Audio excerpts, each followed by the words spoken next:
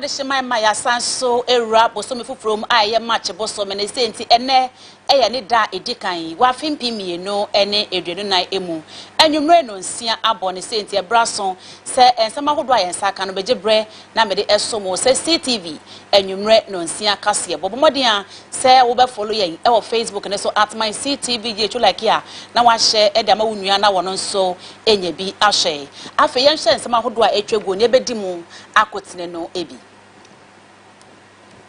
krom heya ene ebutuo ene nra dam na hye bedwafi hofwe womo edum kanea na no mo ena mra hye bedwafo ede to aban ne nim wo se wo mra monten na wo mekire Ghana fo se dum so asan babie mu a na yehunu ne a ye be ya brabo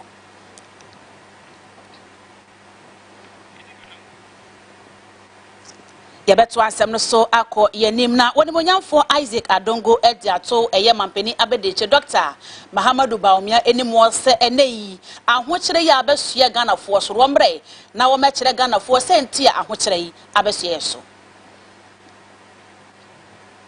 wajadie eni sikasem Kasiebo emo no yisigi boss ediato Ghana fo enimo se ye nyan se ye nam nipa bi so edi gimita efri wo mo akache wo chese no ne ba ne sa eya na ebo na yetua no edoso esenia wo mukura egiyen e office onum ye betwa bosompo na yakopie mu e wo bi maso yedo ebekọ heti man no emu na amanebo ya beto ye pono so enese etuatodom kuo bi akopie mu e wo ho a wo etutu a adane wo hawpa e wo heti man no emu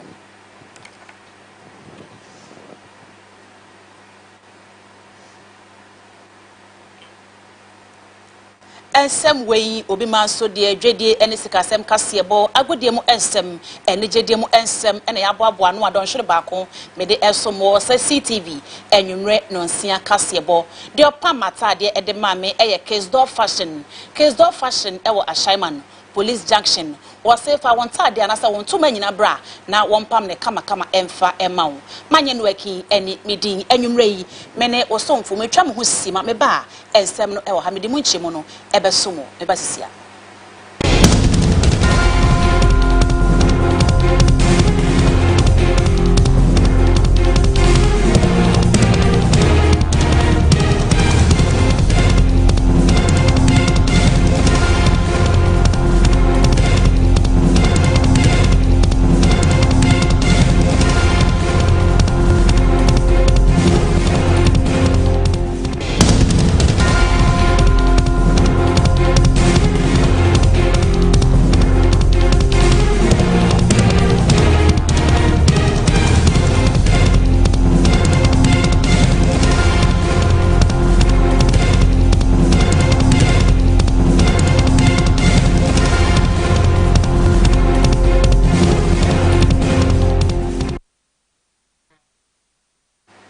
medase afi ensem no sei ena emu enchemo no etie enu ada krom heya ene ebutuo ena mrahye bedwafi wo mo edum light e wo honom na wei enam so ama mrahye bedwani ema adehia wo mo ewo temalinot onimonyamfo Alhassan Suini wode to energy minister Matthew Opoku prempani mo se wo mrahye bedwafi we na wo mekiro mo de ntia ene yi dum so aba e wo my Ghana emu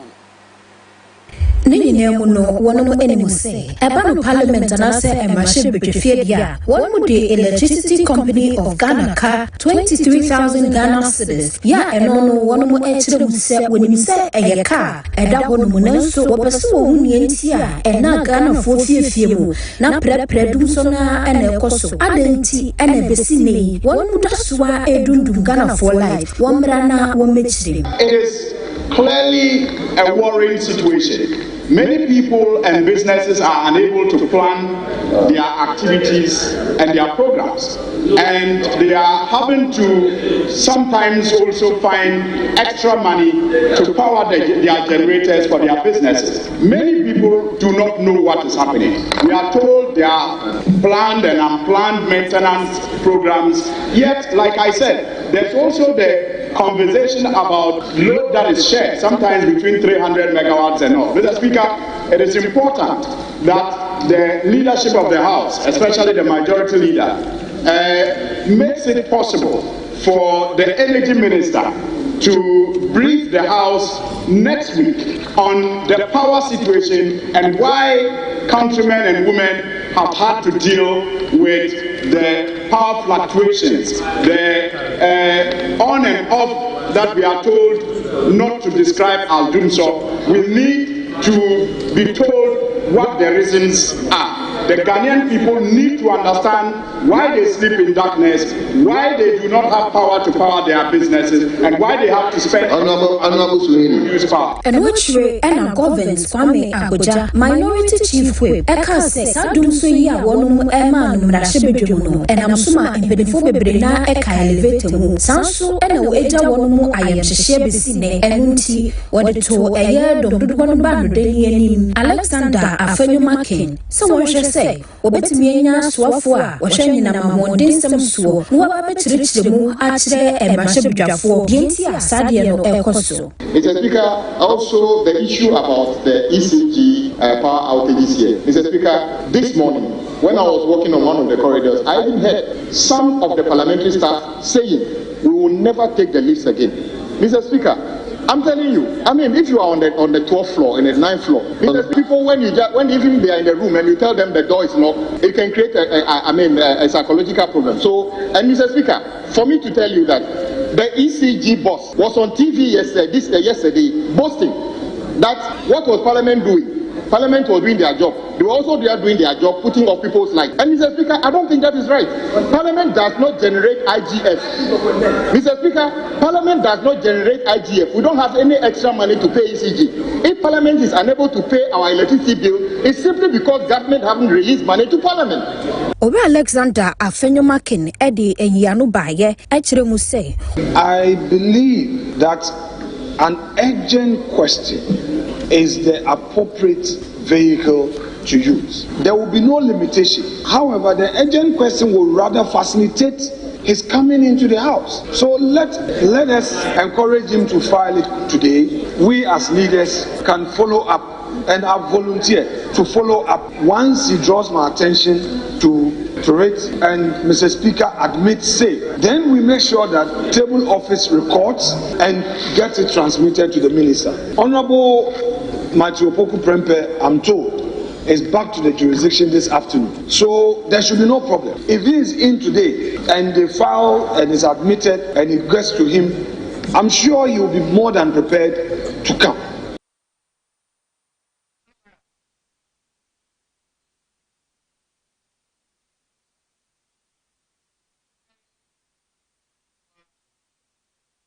Ebusafo yenko yenim na krom heya ene ebutuo ena mampeni abede eche Dr. Muhammadu Bawumia ene wonu anso ena wohin Franka ede ama New Patriotic Party amanyuko no wade betu dwa wo chese wono de wonye driver nemum no wono woye mate ni na no mo ena mrahye bedwani ema de hia wo mo ewo Bogatanga Central woni monyamfo Isaac Adongo wonu anso woye ranking member on finance committee ewo mrahye bedwafie wade atno ni mu say sa woye mate dia ene wo mre na o ma kire Ghana fo senti a ene wo hia ahokyere ene kwankom adokro wo man Ghana fo Ctv eto also Jumadi bi akoso ewo University of Professional Studies won Kramante Masi Nanwanda na mrahye bedwani ema adohia wo mo ewo Bogatanga Central onimonyamfo Isaac Adongo ekokasaye ewo jumadi no ase wabra wokasa ena wodi tu dwase ensema hodo yi a mampeni abede ekire doctor wono aso ena wohim Franka ede ama New Patriotic Party amanyuko no eka se eneyi wono de mate na woye de senti wono so ewo ne swade hunu a se Ghana foto abama no na wo baye mampeni a obetimi aboa ama wo my Ghana economy no etumi asori agyan na so brane no wo kire se ensema hodo ya wo kanya no kra bi ennemom no wo pe kwa bi so a wo be fa ede adada Ghana fo se beye na wo beto aba no ede ama no na abaye mampeni e wo my Ghana mu wabra onimonyamfo Isaac Adongo kasa na wadi tu dwase enei ye hye wo my Ghana mu a mampeni na adodan kwakufo ado eni ho a Dr. Muhammadu Bawumia wono ene wo hono kyese wono no wo second in command ne scientist woni so ade hunu bia na tse wo de se ni so ade hunu no eboa ne mampeni anase mampeni na adodan kwakufo ado na nipa mienu etumi edi bo man na se wetimi atena se aye nhwe han ama enei wo my Ghana yakọ ahokyere ene wo hia buburo mu no wonim kwa befa so na so be mampeni obetimi aboa ama wo my Ghana economy no etumi asobe gina na so Wonimonyamfo Isaac Adongo eto aso editu dwase mampeni abedieche Dr. Mahamudu Baumia we nipa bi a wabra yayi no se wo meye mampeni abedieche no wama enipa bi ede wo position ene wo sunsum akata ne so ne senti se de sese wo boa aban no na watim eye adwuma ema wo man no mpunto etume konkan no enya de se wotumi eye ne sa na no ene nam so a Dr. Mahamudu Baumia e kire se wo no de wo ye meti keke ne senti wontimi emfini pem enya nyoma bi e wo man manase wontimi emfini pem enya nyoma bi wonimonyamfo Isaac Adongo eto aso editu dwase ene mampeni abedeche Dr. Mahamudu Baumia ye hwetse bia ene yi wo man Ghana ye wo mu a nyoma mo ayedene nyoma boss ayedene a bibia e basa e wo man mu no enya de se wetimi abegina ho ene Ghana fo akasa a kire edenti a ene yi ahokyere e wo man Ghana mu ena wejai Ghana fo ena woda so a enam ahokyere mu wonimonyamfo Isaac Adongo eto aso editu dwase wono de wo hunu se Dr. Mahamudu Baumia wono akasankasa apam ne ho efri eye akonwa no so se mampeni abediechire ena wa hyeda na wode eye flag bearership position no ahyeda ede akatakata ne nimu ehwe nimu se Ghana fo ebeto abama no na wabeye mampeni e wo man nim na se Ghana fo ebekaye a February boso mene de to so enson afiye mu ena mampeni abediechire Dr. Mahamudu Baumia wono ankasa ejina apane simpie so ede tu dwa se wono de ro anase ne dwumadi a wodi e wa aban ne mu no na se wono no wo ye meti keke ne senti sadom edom no na Ghana fo eto abane ma no afei ena tumi ne be hye ne nsa wono so ne vision anase ne de tuade hono no obetimi ede eno ebu oman no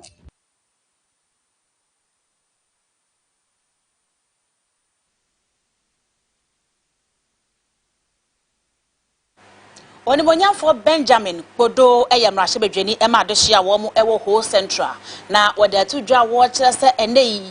NPP amamu ewobu na nhyada enkoyie kra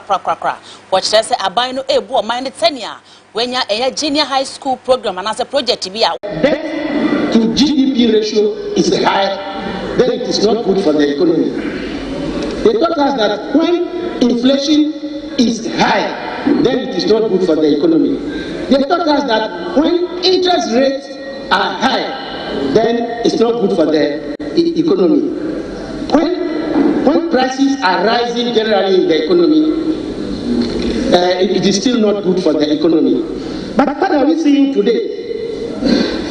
The present government came to meet the debt to GDP ratio at 57,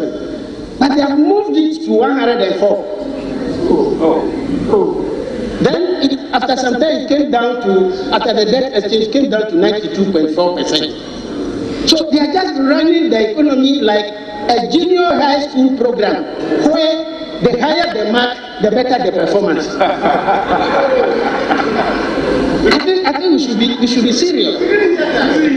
I'm saying that the present government is running our economy like a junior high school program, where the higher the marks, the better the performance.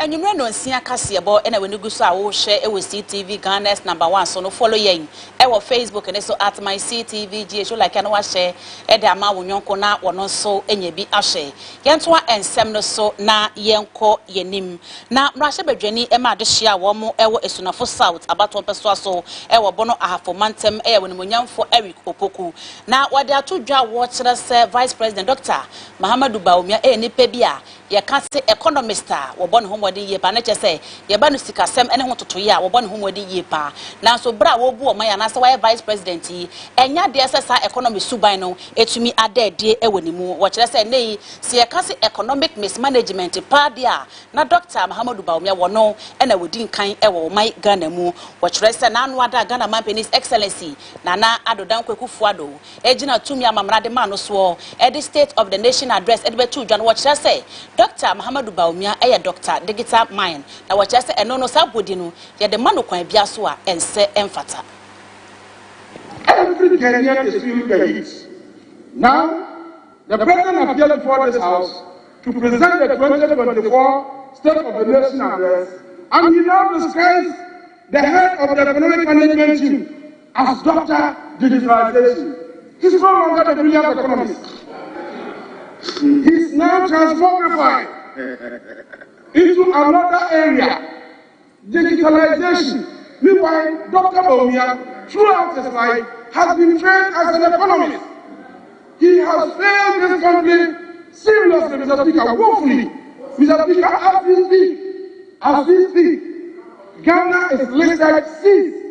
among countries with the highest debt to the IMF. Top 10 countries with the highest debt to the IMF. Ghana is placed sixth. Mr. Speaker, Africa #1. And now Dr. Bawumia has no knowledge of the economy. He's no longer in charge of the economy. Now he is in charge of digitalization. From brilliant economists to digitalization, he's now a computer man. Mr. Speaker, another important point. The President indicates that they have successfully negotiated an IMF facility of $3 billion. $3 billion, and that is going to stabilize the economy and bring back hope. Mr. Speaker, the same government in 2 years borrowed $77 billion from Bank of Ghana, and the equivalent of $8 billion, and that $8 billion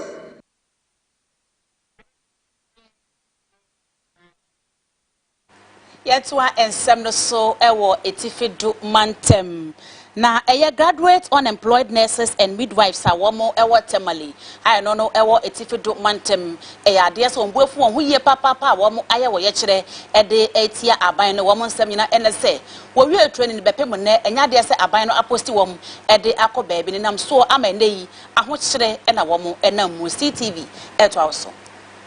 Ekoi achre weni brabre ediama eye asoye shop mudensem so ene asoye hwesikasem eso wonu chire mu se ene no wonu ntimi mu aye ema wonye adwuma bia na wokenkan anase enhwehwemu ne nkutebu aba betodwa no ekyerese anesefo ene midwives best 75,000 na wonu makọ university ahodo ni training colleges a ene wonu ma pass licensing exams eye nursing and midwifery council die no wonu enya adwuma a woda wa etifie eno nti wotunsa e dia frɛ aban no se dia wonum eyeye se midwives ne nurses ahodo a efi 2020 2021 ekopim 2022 a womuda so tifie etwen se yebe posti wonum no aban enya ne ntentem sanse se dia ho kire no ewo bebia koin sa so kire se nurses ne midwives yi wonum qualify nanso adwuma no wonya bi nyeye na aban ene agencies ahodo etwi wani afi wasem yi so a ase wonum emfa won ho kra na no en watch say senior high school graduates ahodo won so wonum ede wom afa training ahodo mu nanso anei no ayade a wonum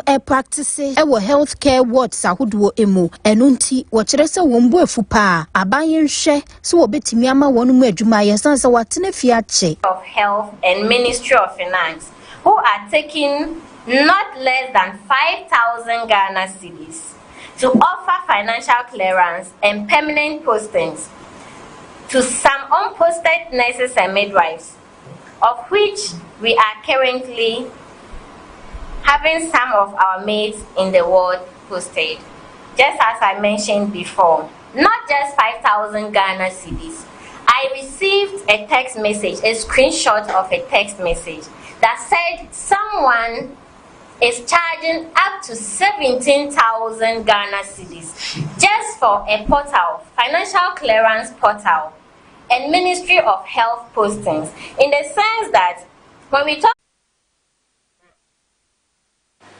And you may know Ctv Kasiebo and Ghana's #1 so no follow ye our Facebook and so at my Ctv GH like an washe and the Amawunyana one so any be ashe. Yantua and Semno so ever a puye mantem na enkane a puye mantem swa for a year. Mavis ama frimpon. Na what they are two jaw what they two adisha one more ever call abitifi and an important when more say or more enka makoma ento mo yensan se afi say to abana dum edum na se NDC amanyo kono edin kunima aban ba hye abetifi referral hospital no obesi ede ama wo mo se beye na apomuden hu se betimi afa ne temapa efra e wo kwawu ene ne mpotemu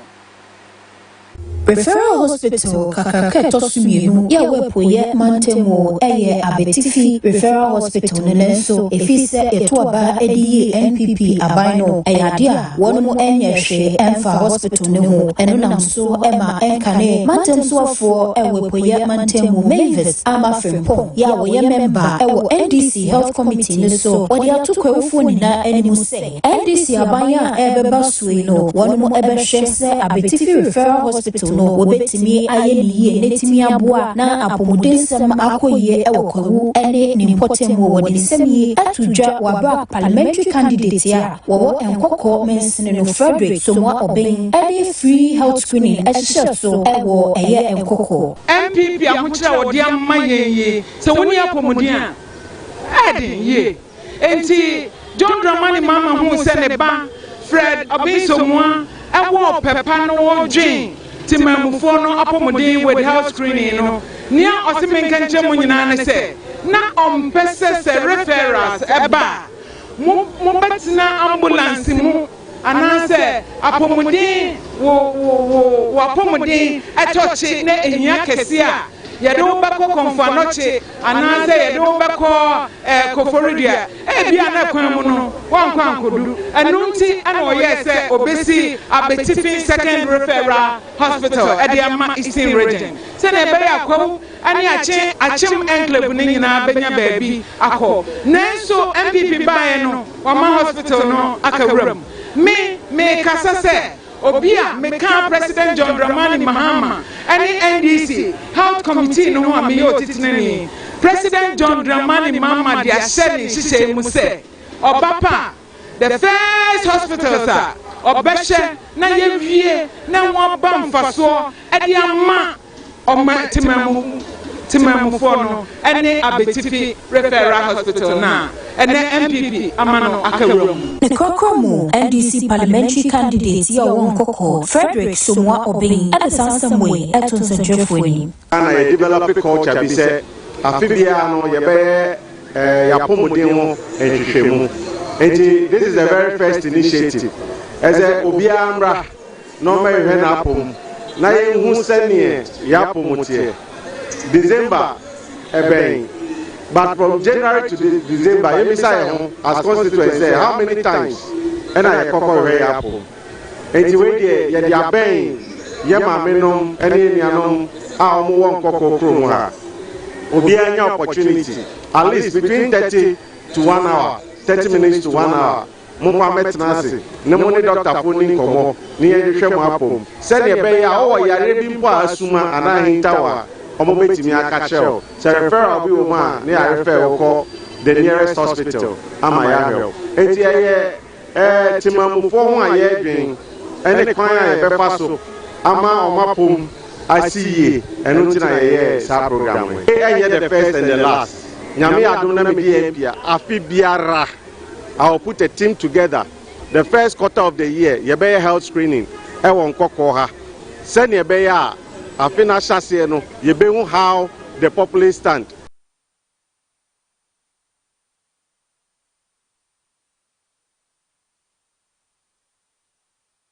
Ebusia for yenko gomwa fete na demolition exercise bi ekoso ewo enkane eye Liberian refugees camp no ewo gomwa budumburam na we nam so amampanifo a wo ewo ho e de atodwa se wo a wo eye demolition no won twentwen so kakra ansa esa the Central Regional Security Council wo e de wo ho agimu a wo de ato adehia wo ewo camp ho no anim wo se wo boso me baako na won fanya hoboa na wontu emfiri asase no so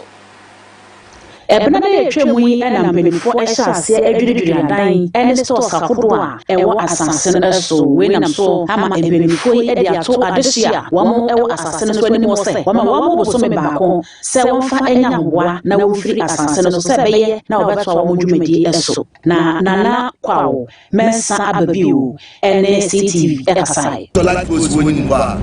25 in one this is school, not your private school. If you're a private school, about not shadow. It's a very full one.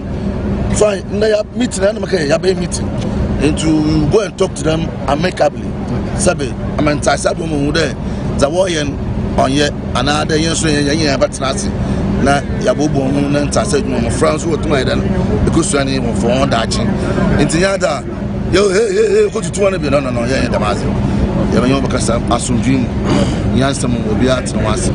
Dennis Giwon chairman Emma Liberian community ewo my Ghana mu yakasa yi ade ase aposifo aso ne pechi ne boni a wedi ene se wama ade hye akobon hwadwa ewo school adan ahodo emu ana camp no so ye je mama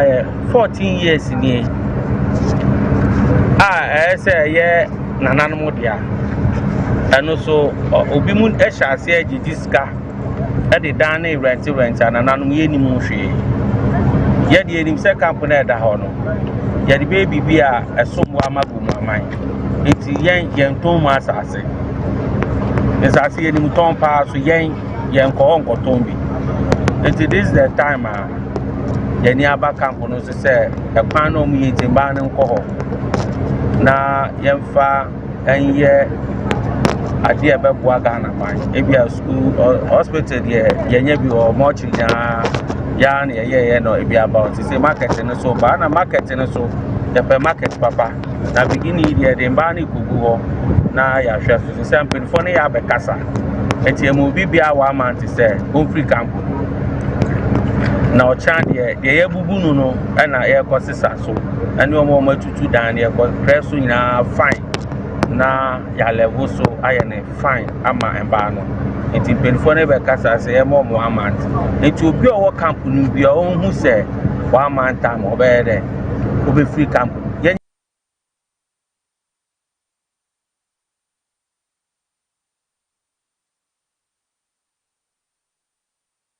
Yentwa ensem no so ewo kwa bibrem mansi no emu na se beye na adesuafo a wo mo ewo kwa bibrem ebenya adesua mapa anase nyansa mapa ewo ICT munti no eyade ase municipal education director Emma kwa bibrem Joseph Akwaboa wa hyebo so bema akyerɛkyerɛfo a wo mo akwadare ewo ICT mu akọ schools ahodo mu akɔkyerɛ adesuafo se beye na ICT no etumi adesuafo ipa.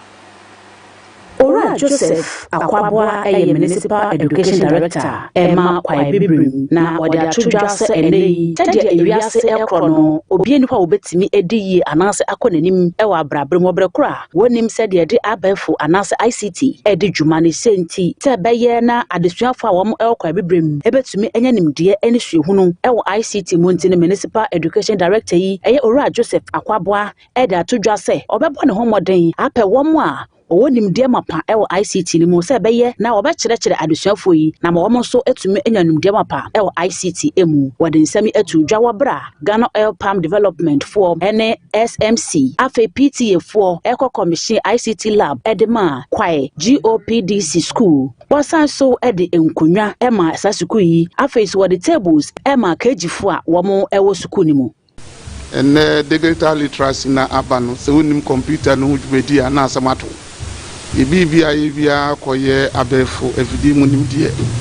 enu nti no we aba mre a eyemu pa efise sa wo hwe ye mpatem ha we ni de toso mienu a yenya se de kire ye nkwala na de me edi kan ye from kuma omo so omo asikasie bi ho a etisei na yeni ana se ntuto sreti se ko GOPDC ono ombesom no maboa yen enu nti yen de ye ani so nemo yeni ayewo Ghana Education Service more especially kwa bibrem no ye bebo modern se ye benya akyerɛkyerɛfo ama won se ne ye be am be kyerɛ nkwala na de ni yie ma omo so enyam nimdie wo abefo afri computer nimdie mu ama omo ankoye sabia anana ne ahoho wo ba bi a ye de sa mfidie edidwuma saranso na ye bo anu ba se ye na be ntientia wa ha no se sabia niamai ewo ho ni enya woni a wo mu nimdie no ho ankyerɛ ho a na mfa so amaso nti ye beboa won bibi ti say capacity building ye be kyerɛkyerɛfo amu otumi akyerɛ nkwala na de yie wakasa wiye na Chief Executive Officer Emma GOPDC Shati Gandaha enso editu dwase womo eni swade hunu baako ene se wo beboa ama enwumasua etumi afa ne ntomapa efra afensu aba na pomode ho nsem so a womo eboa ewo saa kwan no ne senti wode to adesuafo ani mo se wonhwe se obema womani akọ ICT no ho pa responsibility and the GOPDC corporate social responsibility, education, potable water and health is the three main pillars. So under the education CSR, we decided to do this ICT lab, and it's very important in today's era. Digital education is very important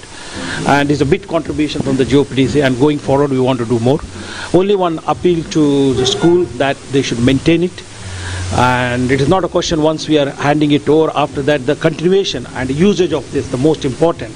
That's the reason always we say one is the infrastructure, second one is the faculty. It's up to the faculty how they're going to teach the children and how they're going to take it further from there. Discussion with the education director today. We want this school to be a number one in the region, thereafter number one in the federation. For that one, what we need to do, we need to provide a proper kind of infrastructure for our children to study. We cannot expect a miracle from the children if we don't provide a proper kind of at least basic amenities to them. Afei so wade to awofo anim wo se wo mo so enhwe so obeboa wo mo mofra no se beye na wo mo ebesua ade akwa achire.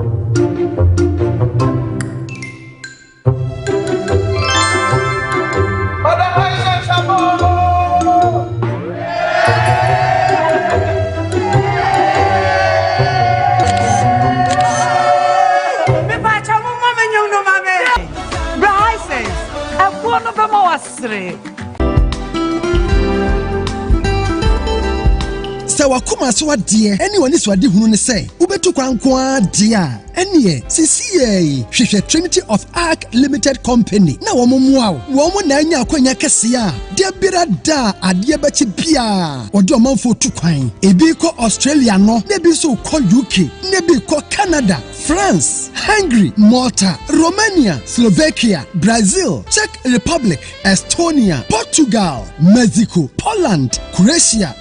Singing, Amaba Bia so apesa okodie Trinity of Arc for Edobeko Nisanyame achawadia unim ball bo na apesa okokata ekobo bola obeya ho hye amwa ko simple sesia make say adwuma ba edoso ya wo promanfo akoye sa adwuma no ohia doctors, nurses, midwives, lab technicians, any health workers. Adwuma na bin ewo Canada, UK, any aman kaye no so. Any adwuma sa paye edia mo bia obetima ye shop attendants, oye mason, carpenters, tailors, drivers, mechanics, plumbers, farmers, caterers, home care, factory workers, forklift operators, pool loaders, any adwuma bia oye no ode obeko unso adwuma wo honom eni gisabne say se woni nsa na adwuma mpo a omo adwuma ubetima ye esan se ohia security for ohia cleaners eni obi a woni nsa na adwuma unso adwuma wo ho na mfa ho eni se wako suku ana unko suku esan se mododo na mpo onko interview na eni gisabne say adwuma bia opesa wokoye no onsa beka adwuma no nkrata e wo Ghana ansa na wako ye wo nso a epesa co visit ekosere wo bie wo mo eco programs wo mo epesa eco tour ni nyina Trinity of Arc for be ya ho hyeya ama wo mo epesa eco school se okoye short courses ni wonye certificate ana diploma, degree, masters, PhD emu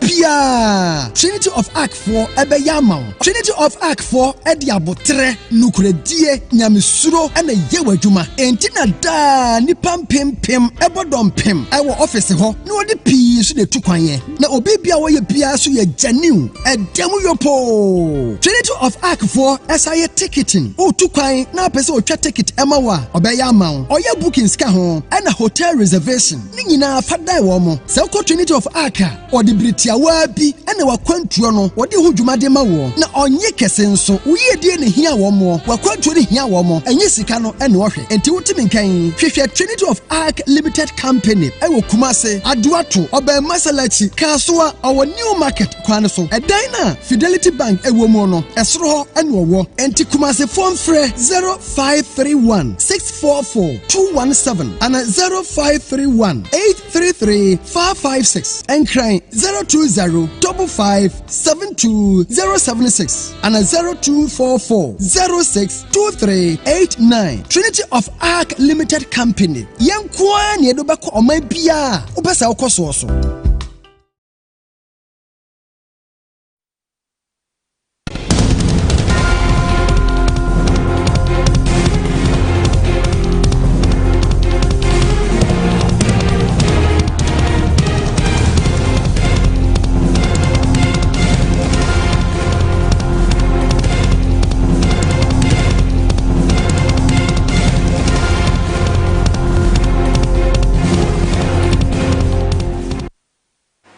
That's say we feed no eda so eda CTV Ghana's #1 but modern so be follow yen e wo Facebook and so at my CTV jesu like an wa share e de ama wonyonko na wono so enya bi a share enwumre no nsia Kasiebo e na me de esomo e wo CTV so eno no yento a ensem no so e wo dwedie ene sikasem Kasiebo Yemo era dwedie ene sikasem Kasiebo emwe na abrante anidi ede Abdul Abubakar Sadiq wedi emfie eduenu ewo twe na chesa brante yi woye alatani ananse Nigeria ni na amanebo abeto yesa obegya tumu kwan bia so empo ye hu se mita yi ewo ne saka na se ne bag mu no wo chese no de nya de se obegye atumu wo sansem mu no e ade se koto abrante ne din ede Sadiq ya wawia asai Ghana Water Limited mita no wo chese wo metua sika esom Ghana cedi no 2400 Ghana cedis anase won koda efia sebosom ensia na wansan emfa ensom aban no enka ho court esanso echrese abrantie yi ensanso emepie mu e court dan mu biom eye epobo so mene de toso du baako afimpi mienu ene eduenu na yemu na kwadu mienu ye ka ho ya ede bo no so wonhwe na wonka no so biom na wosansem yemu no na February bo so mene de toso eduenu miensa yemu ena abrantie Abdul Sadiq ekowia Ghana Water Limited mita e wo kaswa among from Top Town ene wo stand pipe tap baako na wo manfo a womani edi ora Sadiq echi etrese womu ehunse abrante yi na okita car anase efide yi a yede eto scraps ebie na enu bi ekita no a wode enam empotem ho na wo kire se abrante yi ebo era fie bim na wonim se wo bia eni fie ho enu mo ena meter wo ho anase water meter ensio meter wo ho no na kire se abrante yi ekopai meter no eyi firi ho a wode ehye ne nyoma mu a anka wode eko wabra abrante Sadiq pai meter yi ewie ye no ena meter no eye dede no mo ena wo bia wote eben se fie ho no eche no a wode no eko among from police station wei enenam so a February bo so many de to so edwenu enson yede abrante ekogina wager circuit court na was September bo so minimum no e ade se abrante bi ono so ni din ede Marvin Godwin a wono so oye alatani ono so ye kire ne sa e wakaso nyanya no wabra kura okowia mita ye bie na lipa na se wotemuafo a wotena na asem no so eye her worship Linda Emisa na wodi na asem no e wo ofanko circuit court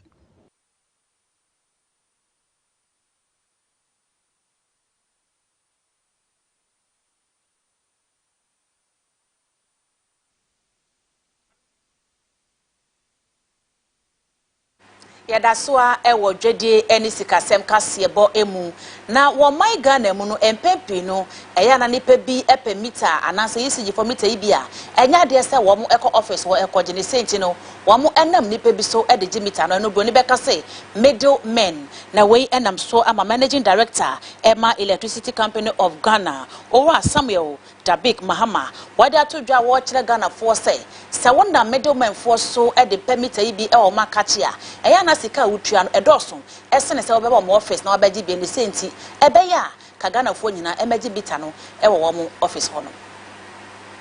Onisa Joffo Ekasano and a managing director, Ononeda Electricity Company of Ghana, and no Etrichimo essay. Sabrady, one more operations be Brina Company no egano, a yadia one more edia call above 14 times so watch digitalization no one more IAB, and until customers would fear and answer with phone so cry, ubet me ato a year ECG and answer electricity ni be, and yenam canyon be a wo na would you go, women no elsewhere. Now what rest our brain so ECG echo cashless. cashless enenti companies ahodo ni bebre na eco cashless ni bie enunti no wono mo ekire mu say womo aye wonye meyi atoto wonye meyi pa ntie nei ukọ ECG wono mo app no so kra na dodo na ema wono 5-star rating no ebie say wo bo wabaso se wono mo ya de yie pa na sabre ya wono mo kase de enipa be ya 3.5 million ena womo ya active users a day app no eye adwuma dane da na wo kire mu say Ghana fo bie e de middlemen ena eye adwuma no wono mo efa binuma na tese wa frɛ wono mo na wetimi aba behwe ne awono mo pɛ no na waye e de ama wo mo a abra wono mo enko join queue na se wonko decline bie mu eno na wo kire se wo permita wo ko app no so a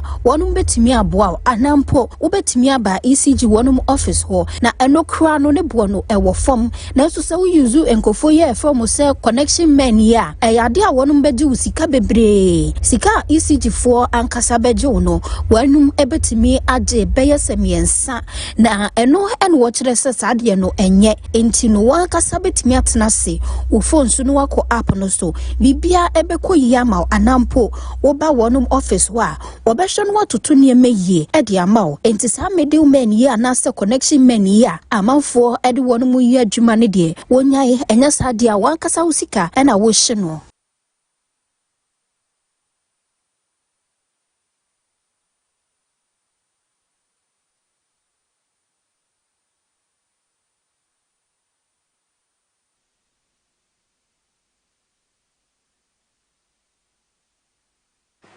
Ebusafo ye free dwedie ene sikasem Kasiebo so na yenko agoprama no so na John Ewua Otabel, His Excellency the Sports Court Ledon eden samo yekoso agoprama so esomye.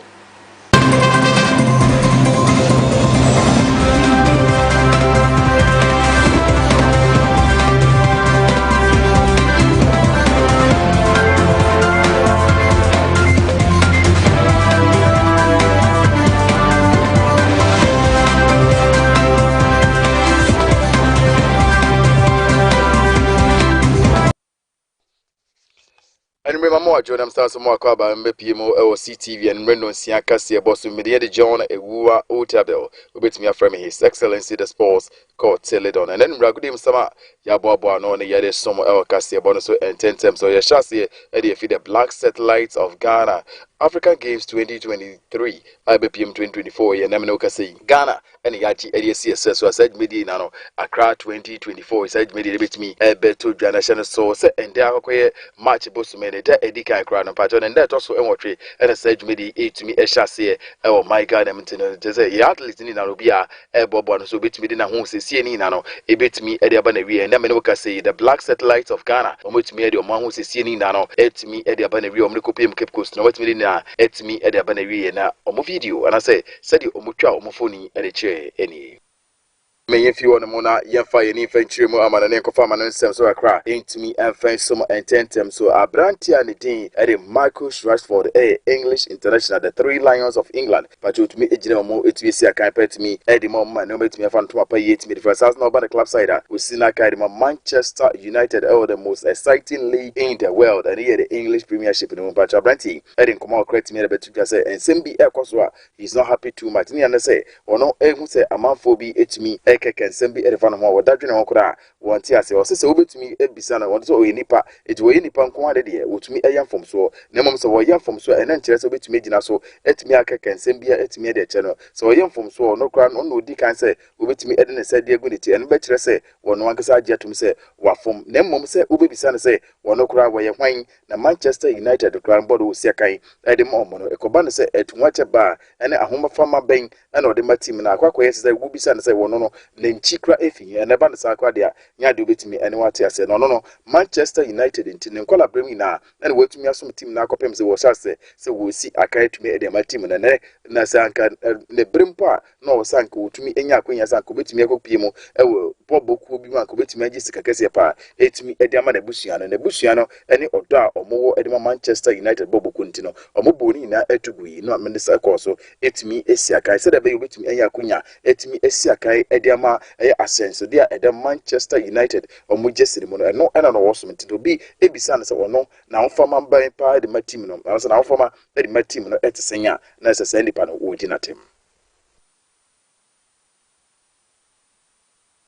face Yanko be in Quacra, Real Madrid for Omasio, Musio Makai, or Santiago de Nabao, Salsona, La Liga, the Spanish Santa de Pacharo, and as Mutimi Ejim with Missio Makai, La Liga, no my conkai, but me about 18 months, Yasa Fana, no Mutimi Ajidi, Pana Brantia, Baco Mutimi sign Edifi, Borussia Dortmund, Amenokai, a branch agent home and apa, so we'll see a canny Pagos, no, or Bob Sweet me Eddie Gunter, a branch and Jude Bellingham, or no, and common Amino Eddie, Bellingham, or Prayer, it's me at the corner, so and Lady as I'm there, it's me at the bar, and then Meno Casa, Brother Jude Bellingham, and what me at on coach and did Carlo Ancelotti, but I don't come at me at the bar, and then Meno Casa, Brato Chiman, what me at on with me, a gym with me, a Siaka, and what we every year, Pacho, or game on between your bone, and a Brato with me, at me, a Siaka, and so Aqua, some daddy Champions League, Totos in Nano, Eben, a Brato Jude Bellingham, they are available, no way to me, a Siaka, my Real Madrid Bobocuna, and more and some Daba, and Brisset Mary Sumo, El Casiebo, so they be Jude Bellingham and Semi so now and then with good himself born the best some El Casiebo, so yet me at me at the Abanavi, Mediana John, a Wua Utabel, His Excellency the Sports Court later on. Have a good evening.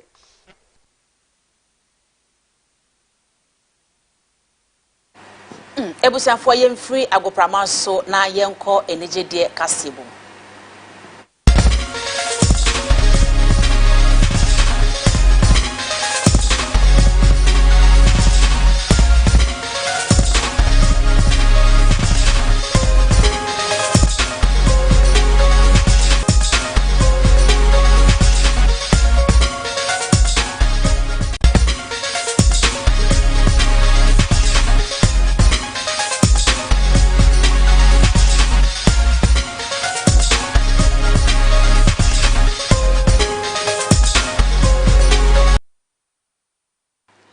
Manye Kasiebo and I will share a Ctv so and body so be follow ye e Facebook and so at my Ctv je like yan wa share e de ama wunuana wono so enye bi a share yentoa ensem no so e wo enigede Kasiebo emwe na yemfa ebi enyi yani na evangelist Dina Asamoah oye Ghana nyumtuni a wo bone homodi ye pa e wo enyumto adwumanim no no de nyamenyum e na woto a woto no ye pa woto so de a ene esunsum ene ahomeka e wo mu pa na evangelist Dina Asamoah yenim se wono de seba no amonyosem anasa politics a eya na wode ne ho agimu pa eno no na Ghana fo no bi e kire se anka obi a wo bo nyamenyum de anka amanyosom so de anka fa ho bayi na no e na evangelist Dina Asamoah wada betu dwa wo kire se wono no amanyosem ya wo ye no wase wo ye no kwan paso esan se wo ko soro kura na wo kye se amanyosem na wo soro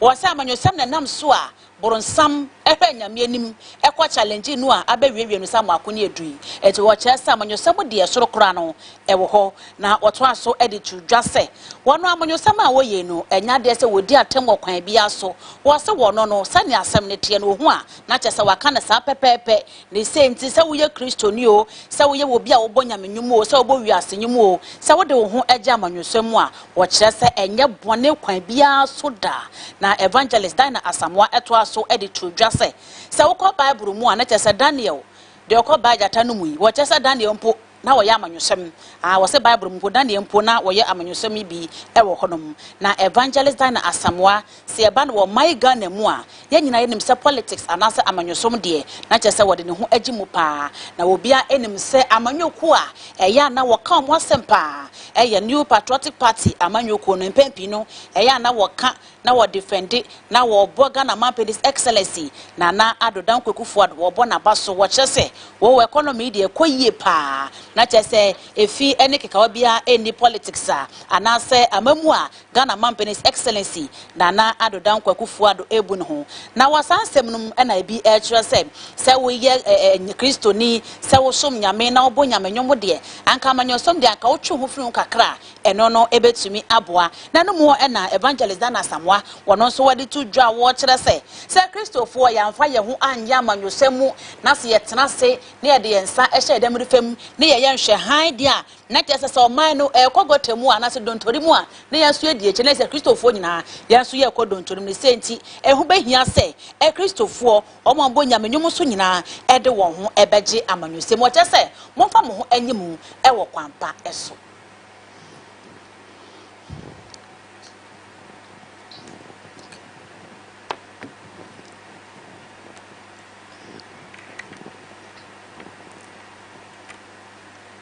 Ebusafo yenko wie Kasiebo no ewo obi maso.